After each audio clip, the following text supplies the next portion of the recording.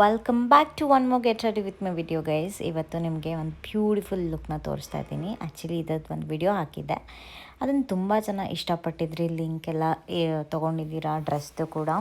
ಈಗ ನನಗೆ 7 ಮಂತ್ಸು. ಒಂದು ಸಿಂಪಲ್ಲಾಗಿ ಮೇಕಪ್ ರೂಟೀನ್ನ ತೋರಿಸ್ತಾ ಇದ್ದೀನಿ. ಮೈ skin looking so good so for. ಏನಕ್ಕೆ ಅಂತ ಹೇಳಿದ್ರೆ, ಒಂದು 5 ಮಂತ್ಸ್ ಆದಮೇಲೆ ಸ್ಕಿನ್ ಒಂದು ಸ್ವಲ್ಪ ಚೆನ್ನಾಗಿ ಆಗಕ್ಕೆ ಸ್ಟಾರ್ಟ್ ಆಗ್ತಿದೆ. ಒಳ್ಳೆ ಗ್ಲೋ ಬರ್ತದೆ. ಮೇ ಬಿ ಪ್ರೆಗ್ನೆನ್ಸಿ ಗ್ಲೋ ಅಂತ ಅನಿಸುತ್ತೆ.